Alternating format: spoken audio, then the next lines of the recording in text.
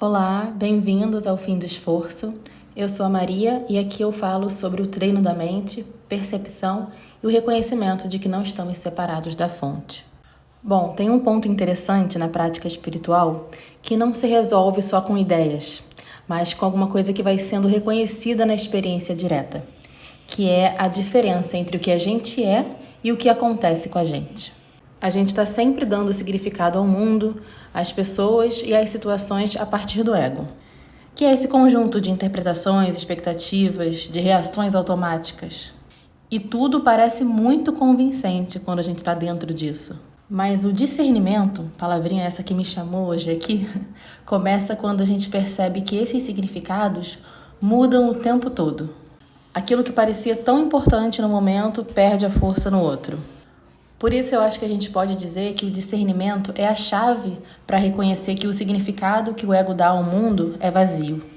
E esse reconhecimento nem precisa de esforço. Quando a gente vê com clareza, aquilo se desfaz naturalmente. Ver claramente já desfaz. O ego ele pode continuar aparecendo, mas já não tem o mesmo peso.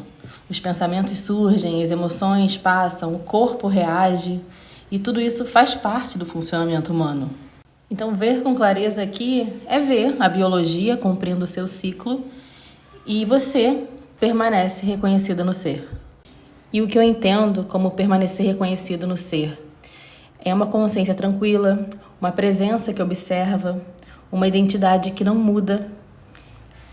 É aquilo que permanece, que fica, mesmo quando os pensamentos mudam, os pensamentos passam. E isso não se cria, isso se reconhece. E significa que a gente pode pensar, sentir, reagir e ainda assim não se confundir com nada disso. Como uma lembrança, penso, sinto e reajo, mas nada disso define o que eu sou. Tem algo mais silencioso e estável que observa tudo acontecer. E esse reconhecimento ele geralmente acontece no cotidiano. Um Curso em Milagres diz que o mundo é vazio de significado próprio, mas não vazio de uso. Ou seja, o mundo não oferece a verdade, mas ele serve como um cenário onde a verdade é reconhecida.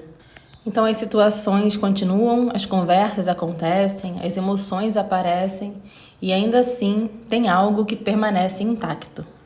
E esse algo ele parece muito distante, tem um roteiro todo que nos conta que esse algo é muito distante. Mas você é a presença que sabe que está aqui. E isso pode ser experimentado no mundo. Mas não através do mundo, mas sim apesar dele. E essa experiência, quando ela acontece, ela costuma ser silenciosa, simples, sem dramaticidade, muito natural, quase como um voltar para casa. Bom, e aqui trazendo um trecho da lição de hoje de Um Curso em Milagres, que são esses convites à experiência, nesse processo todo tem também uma responsabilidade. E o trecho diz: a tua vontade continua sendo o teu professor, e a tua vontade tem toda a força para fazer o que ela deseja. Isso significa que em cada momento tem uma escolha muito simples: querer ter razão ou querer ver com clareza. E mais uma vez, não é uma escolha dramática, espetaculosa. Ela é quase imperceptível. É aquele momento que fica ali tu contigo mesmo, sabe? Um exemplo muito comum. Alguém fala alguma coisa que você não concorda. Surge quase que imediatamente uma vontade de responder, de explicar melhor, de corrigir. E nesse instante, se você para um pouquinho e olha, você vê que essa vontade ela pode ir para dois lados. Um lado quer defender uma posição e o outro só observa o que está acontecendo por dentro. Quando tem essa disposição para ver sem se defender, o reconhecimento acontece. A gente percebe a tensão no corpo, o pensamento se formando, a urgência.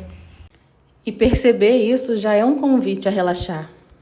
Um outro trecho dessa lição, que é a 91, Milagres são vistos na luz, diz assim: o que pensas que és é uma crença a ser desfeita, mas o que realmente és tem que ser revelado a ti. Porque enquanto a gente acredita que é a opinião, a reação, a emoção, tudo parece muito pessoal. Mas quando a gente observa, percebe que essas coisas aparecem e passam, elas não são estáveis. E o que observa, permanece.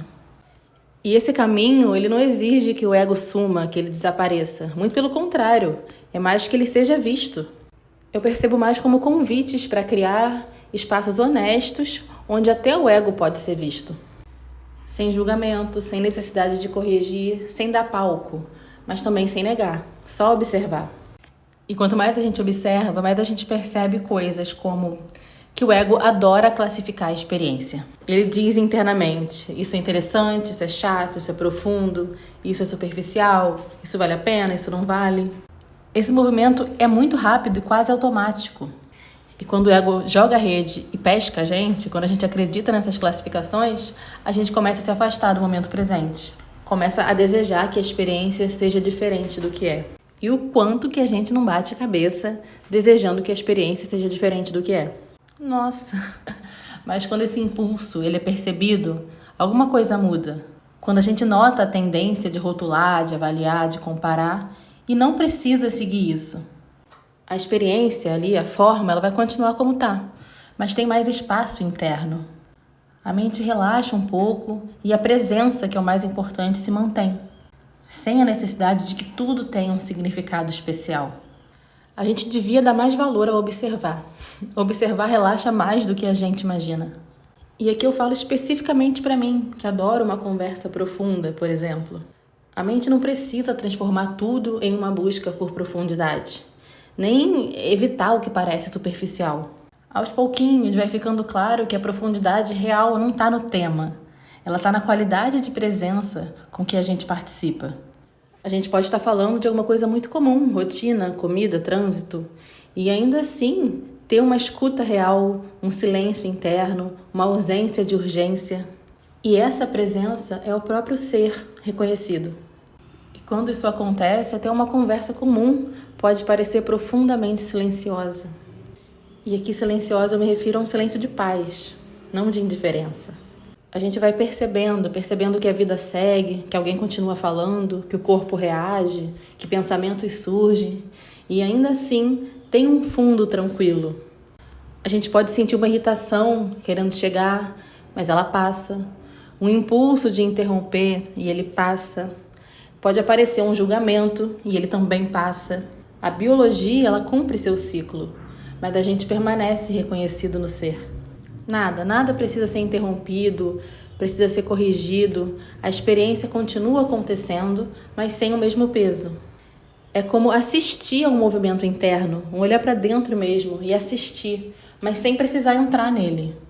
E a gente vai passando a experimentar coisas simples, né? Uma tranquilidade sem motivo, uma presença silenciosa, uma sensação leve de estar aqui.